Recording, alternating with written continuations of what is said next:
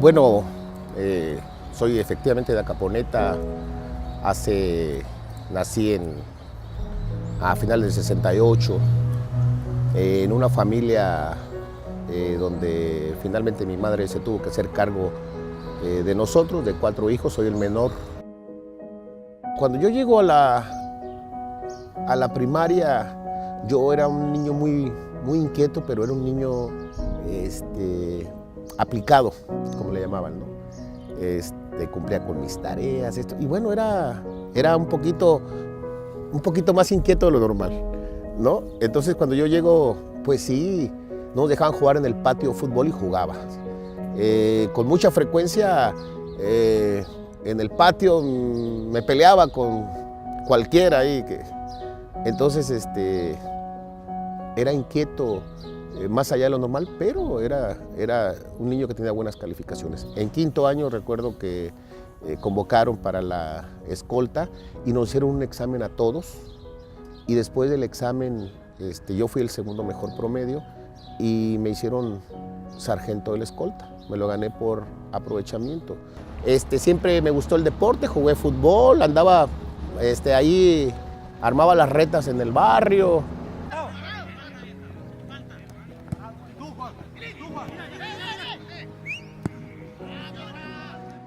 Bueno, fue una niñez, la verdad, difícil.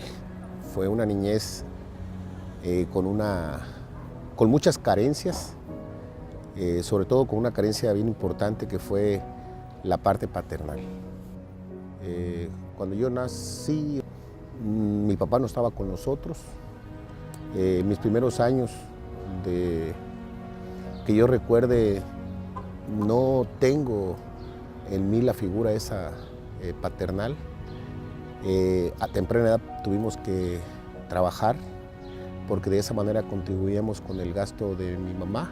Yo recuerdo a mi papá de niño, entre mis 3, 4 años hasta los 11, 12 años, que lo vi en unas 3 o 4 ocasiones. Y yo recuerdo que cuando él regresaba, o cuando regresaba de repente yo lo veía. Y me acuerdo una anécdota que después mi papá, ya de grande, cuando platicamos, me la platicaba con mucho orgullo. A mí en el kinder, en tercer año de kinder, todos los papás iban a recoger a sus hijos y el mío nunca iba. Y en una ocasión, mi papá, de esas idas esporádicas que tenía a Acaponeta, él iba en un carro y frente a donde estaba el kinder había un depósito de cilindros de gas. Y mi papá llegó a comprar un cilindro de gas y recuerdo que como que dijo, aquí está mi hijo, voy a ir por él. Y va por mí. Entonces llega, estaciona el carro. Cuando vamos saliendo, entonces yo lo veo y corro y digo, mi papá, pero luego yo volteo y luego los enfrento a mis amiguitos, les digo, ven, no, que no tenía papá y tiene carro, ¿no? Entonces corro y me subo al carro y me acuerdo que bajo el vidrio y ahí estoy así yo bien engallado viéndolos a ellos como diciendo, sí tengo papá, ¿no? Seguramente esto era el resultado de lo que hoy le llaman bullying, ¿no? De cómo me molestaban mis amiguitos con esa parte. Me dolía, sí me dolió, siempre me dolió esa parte, esa ausencia. Y si esa parte paternal, cuando ya, indudablemente que te dices, sí te hace falta, porque cuando vas creciendo y te vas forjando tu carácter, hay muchas cosas que aprendes sobre la base del fracaso, ¿sí? Errando cosas. Y si tú tuvieras tu papá, sin duda tu papá te estuviera guiando. Porque bien o mal, los padres siempre van a ser un ejemplo para los hijos y siempre los padres te van a decir cómo es como debes de conducirte. Yo creo que esa parte sí me afectó mucho, creo que esa parte la tuve que aprender ya de grande y me parece que los hijos que crecen con los padres, así sean los padres, así no sean los mejores padres, siempre estarán en mejores condiciones para enfrentar la vida. O sea, ahí me dio la vida una gran lección. Después él, ya mayor, se vino a Acaponeta a vivir Yo ya no vivía en Acaponeta, yo ya estaba acá en Tepic viviendo. Y después, de grandes, nos hicimos amigos. Y ahí fue donde lo conocí, fíjate, paradójicamente. Ahí fue donde supe cómo fue de joven, cuándo se fue a Estados Unidos, por qué se fue, su espíritu aventurero que él tenía. Ahí me pidió una vez disculpas y me dijo que lo disculpara, pero que él no había querido dejarme de niño. Y yo le dije que no se preocupara, que así era la vida, o sea, murió estando yo a su lado. Y bueno, o sea, a mí me tocó vivir esa fase de su muerte. Cuando él vino a Caponeta, un día se puso enfermo. Yo lo visitaba con frecuencia, pero un día se puso enfermo, a mí me tocó estar a su lado hasta que murió. Sí lamento que no haberlo tenido. Hoy tengo 2 hijos y parte de que quizá yo sea muy apegado a mis hijos es la ausencia que yo tuve de mi padre. Yo soy el hijo menor, somos 4 hermanos. Mi mamá, ya te imaginarás, pues esto acrecentaba las necesidades. ¿Por qué? Porque pues si el que estaba en 5º año de primaria, el otro iba en 4º, el otro en 3º y el otro en 2º, entonces eran 4 uniformes, eran 4 pares de zapatos, entonces fue de muchas carencias. Y desde niños empezamos a trabajar, me acuerdo, hacíamos palomitas, nos íbamos a vender a la terminal de Segunda. Los domingos nos levantábamos temprano para ir a vender el Eco de Nayarit. El periódico, ahí vendías tanto, si te lo pagaban a tanto y te ganabas un tanto. Y bueno, todo eso siempre gustosos. En mi caso iba gustoso a entregarle, si ganaba en aquel tiempo los 2, 3 pesos, iba gustoso a dárselos a mi mamá. Y de esa manera mi mamá ahorraba para luego comprarnos algo de ropa. Recuerdo de ella como una mujer entera, como una mujer orgullosa de sus hijos, como una mujer luchona. Mi mamá, derivado de que mi papá se fue, tuvo que enfrentar la vida sola para sacar adelante a sus 4 hijos. Y nos llevó a la casa de la abuela, y en la casa de la abuela ahí nos dio techo, y después ella se puso a trabajar para sacarnos adelante. ¿Qué hace mi mamá? Mi mamá hacía comidas para vender, mi mamá trabajó en senadurías, mi mamá lavó y planchó ajeno. Mi mamá trabajó tanto y entregó parte de su vida y parte de su humanidad por sacarnos adelante, que mi mamá después de eso, a los años la vida le cobró la factura, y mi mamá padeció por largos años una enfermedad que es artritis. Y como la vida misma, a los años, cuando crecimos, mi hermana se hizo maestra normalista. En los últimos años de mi madre nos las compartíamos entre mi hermana y yo. Se iba a Oaxaca, duraba aproximadamente 6 meses y luego regresaba conmigo y se quedaba conmigo otros 6 meses. Un buen día, en sus últimos años, me dijo que no la fuera a dejar en Oaxaca si moría en Oaxaca. Se fue a pasar con mi hermana y por allá le tocó y murió. Mi hermana de repente me dijo que era muy costoso traerla, que la iba a enterrar allá. Y yo le dije que me había dicho mi mamá que no quería que la enterrara allá. Entonces la trajimos, costeando lo que teníamos que haber costeado, y la trajimos y la sepultamos en Acaponeta, en su tierra. Y paradójicamente, a un lado de su esposo, de mi papá, con el cual se casó, pero no vivieron gran parte de su vida. Y siempre que recuerdo a mi madre, me da fortaleza para muchas cosas. Cuando me siento solo, cuando me siento triste, cuando me siento débil, la recuerdo y me vuelve a dar esa fortaleza que nos hace falta en ese momento, en ese estado. Se sentía orgullosa de mí, yo la veía cuando me veía, ella ya viejecita y yo ya grande, y me decía, eres lo que yo siempre quise que fueras, ¿no? Ella amaba a sus hijos, a Almadelia, a todos, y siempre estaba detrás de ellos, aún cuando estábamos grandes. Y yo creo que ella veía su obra culminada, cuando nos veía ya grandes, ya hechos adultos. Entonces yo, donde quiera que esté, siempre viviré eternamente agradecido por Tomasa o Altagracia Vázquez. Nunca he estado solo, siempre la política la vives con un equipo, con amigos, pero sin duda es importante que en el caso de la familia, pues siempre tengo una mujer que es apolítica.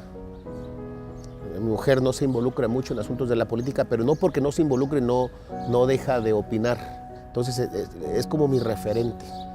Mis hijos, en el 2011 que fui candidato a diputado, junto con sus amigos de la prepa, él andaba, toda la campaña de prepa, era parte de mis brigadistas. Y ellos, si en su casa desayunaron, comieron y cenaron política, algunos se van a hacer un banquete de esta, creo. Un buen día me vine a Tepic. Yo llegué un buen día con mi mochilita atrás, unos 2 pantalones de mezclilla, dos playeras y los tenis que traía puestos y una carpetita con mis papeles. Y entré a la prepa 13 y fue justamente aquí donde me inmiscuí un poco más en la grilla estudiantil. Me caso siendo estudiante.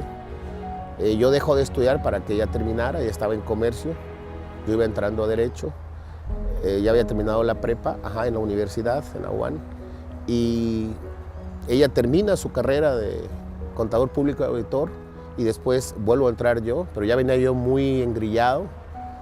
Un buen día trastoco intereses en la universidad, porque yo exigía que no se dieran las becas entre los de la Federación de Estudiantes, exigía, como yo venía de Acaponeta y me costaba mucho trabajo venirme y mantenerme, porque no me ayudaba nadie, y lo que yo hice es empezar a elevar la voz.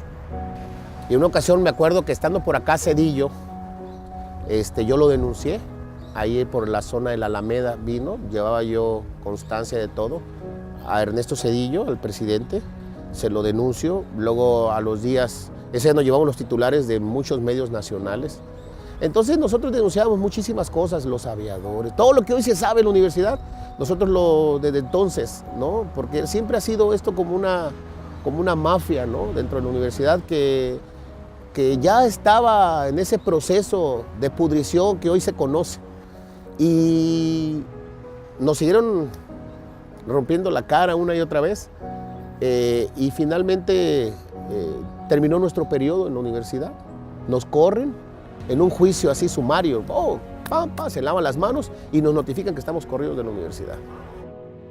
Yo me fui a la normal, después egresé de ahí de la normal. Y luego en una ocasión me invitaron a ser parte del PRI. Me acuerdo que era Salinas Solís, era algo del PRI, o subsecretario del gobierno, y en una ocasión me invitó a Palacio de Gobierno y me dijo, oye, fíjate que te hemos visto, hemos seguido más o menos tu trayectoria, vemos que eres un muchacho inquieto, ¿por qué no te vienes y te afilias al PRI? Y le dije que yo no congeniaba con el ideario político, más o menos ya los teníamos, y no lo acepté. Posteriormente ingresé al PRD, a invitación de Naranjo, y ahí me quedé en el PRD, hice un poco de vida interna ahí, fui secretario de planeación, fui secretario de organización estatal, consejero estatal, fui candidato a diputado, le dediqué alrededor de 17 años al PRD, luego te das cuenta que pierde el rumbo, pero una de las cosas más importantes ahí fue que nosotros vivimos el perredismo mediante el liderazgo de Andrés Manuel López Obrador. Y hoy estoy, me parece, en una propuesta política seria que puede reivindicar no solo a este estado, sino a este país. Así es, me siento muy bien, me siento satisfecho, me siento contento, me siento muy optimista. Veo que hay un gran ánimo de parte de la ciudadanía. Efectivamente fui cambiado, yo era anteriormente del distrito 14, me cambian al 6, que es exclusivamente Tepic, el 14 era Jalisco. Y bueno, ¿qué le diría a la ciudadanía? Le diría que no se dejen engañar. No, le diría que van a ir nuevamente quizá los que siempre han ido, los que van cada 3 años, cada 6 años, los que van a buscar ser regidores y luego diputados y mañana presidentes municipales, y ellos siguen estando igual. Les diría que se fijen a su alrededor y vean qué han ganado en cuanto al beneficio que puedan tener en sus comunidades, de su entorno. Porque muchas veces, mira, llegan políticos y luego miden también al ciudadano. Y luego no le tienen respeto al ciudadano, se lo pierden a partir de que dicen, ¿sabes qué? Con 500 pesos lo compramos, con una despensa lo compramos. Y esto es una burla del político, pero también del que lo permite, ¿no? Si yo le doy el valor que le debo de dar a mi decisión, a esa acción tan importante que es ejercer el sufragio, a mi voto, si yo le doy ese valor, no voy a permitir que nadie se burle de mí.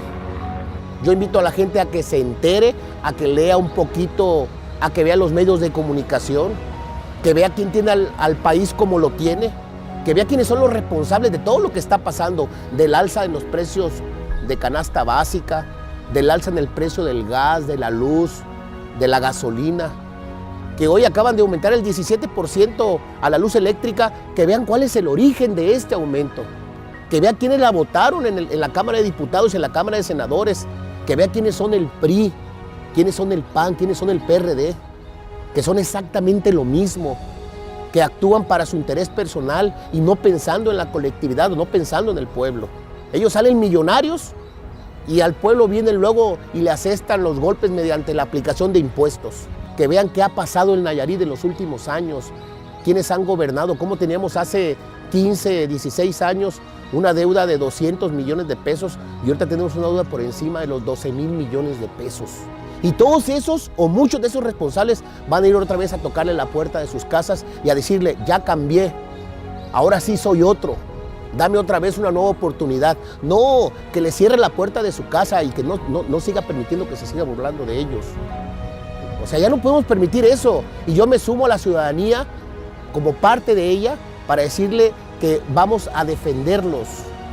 Vamos a tratar de dignificar la política y por lo tanto al mismo tiempo a dignificar un poco su vida y que haga un compromiso con gente que verdaderamente quiere, ¿sí?, dignificar esta parte tan importante que se ha dejado de un lado. Soy Luis Enrique Miramontes. No todo está perdido. Pronto la esperanza llegará a tu puerta.